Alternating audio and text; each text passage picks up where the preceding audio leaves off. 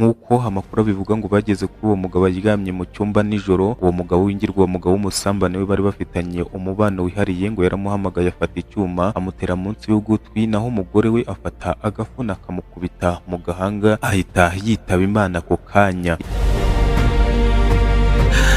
Muri kano kanya mu burengerazuba bw'u Rwanda haravugwa inkuru iteye ubwoba kandi ibabaje cyane y'incamugongo. Umugore n'ingirwa mugabo w'umusambane we bivugwa ko bari bafitanye umubano wihariye bakurikiranyweho kwica umugabo w'uyu mugore muri gahunda bari barateguye. Ni gute umugore yafashe icyemezo cyo kwica uwo bashakanye byemewe n'amategeko? Nawe unyumvire ni ukuri kw'Imana. Ni iki cyishe inyuma y'uyu mugambi w'ubwicanyi, kandi se amategeko ateganya iki ku bantu bakora ibyaha nk'ibi? Komeza urebe iyi video kugeza ku musozi umenye amakuru yose arambuye muri iyi nkuru y'incamugongo. Bienvenue kwizera niko nitwa Yinitoza TV kandi naguhaye ikaze. Iyi ni inkuru iteye ubwoba yavuzwe mu ntara y'Uburengerazuba, abushinjacyaha ku rwego rwisumbuye rwa Rubavu bukurikiranye umugore w'imyaka 31 y'amavuko hamwe n'umugabo bivugwa ko w'ingirwa mugabo w'umusambane we bari bafitanye umubano wihariye bakekwaho kwica umugabo w'uyu mugore w'imyaka 34. Ibi byabaye mu ijoro ry'itariki 31 Werurwe 2026 mu mudugudu wa Cyogo, akagari ka Kirimbogo, umurenge wa Rurembo, mu karere ka Rubavu. Amakuru atangwa n'ubushinjacyaha agaragaza ko uyu mugore yacunze umugabo wasinziriye maze ahamagara ingirwa mugabo y'umusambane we bari bafitanye umubano wihariye kugira ngo azamufashe kwica uwo mugabo bari barasezeranye byemewe n'amategeko. Mu ibazwa rye uyu mugore yemeye ko uyu mugambi bari barawucuze mbere n'ubundi nyuma y'uko umugabo we amenya ko amuca inyuma. Avuga ko we n'uwo mugabo w'ingirwa mugabo w'umusambane we bari bafitanye umubano wihariye, ngo bumvikanye kumwica kugira ngo bakomeze umubano wabo nta nkomyi, nta muntu uri kubizamo abavundereza cyangwa se abatera stress.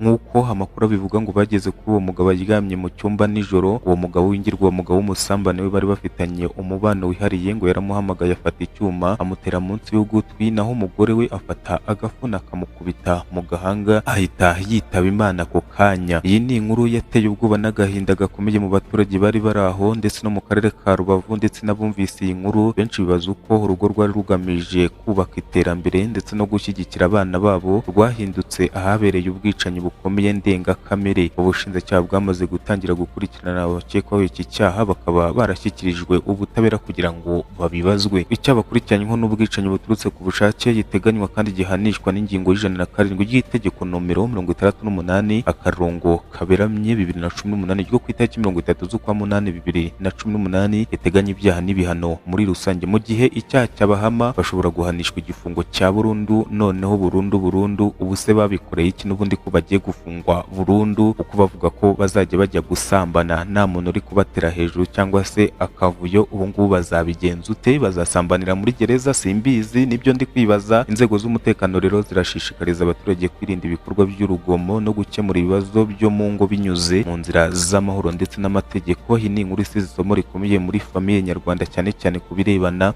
n'ubudahemuka mu bashakanye no gukemura amakimbirane mu mahoro, cyangwa se bakabishyikiriza inzego z'umutekano bakabikemura ariko hatagize umuntu uhasiga ubuzima. Uru rupfu rw'uyu mugabo rusize icyuho kinini muri famiye ye ndetse no mu baturage, kandi rugaragaza ingaruka mbi z'ubuhemu ndetse n'imyanzuro mibi cyane. Ubutumwa bukomeye ni uko ibibazo byose bifite ibisubizo by'amahoro, kandi nta mpamvu n'imwe yakagombye gutuma umuntu afata ubuzima bwa mugenzi we ngo abuhagarike ukagira ngo niwe wamuremye. Niba ushaka gukomeza kubona amakuru agezweho kandi yizewe, kanda subscribe, kanda like ndetse usangize abandi iyi video. Twandikire no mu bitekerezo tubwire uko iyi nkuru wayumvise iteye ubwoba ndetse y'incamugongo. Turacyakurikirana iyi nkuru, tuzakomeza kubagezaho amakuru mashya uko agenda aboneka. Mwakoze cyane, kandi nawe ndagushimira umwanya wawe wafashe ukumva iyi nkuru ukayirangiza, ukaba ugiye no gutanga igitekerezo. N'ubu utarakoze na subscribe ukayikora, Imana igikundindira kandi gushyigikire mu byo ukora. Naha mukanya.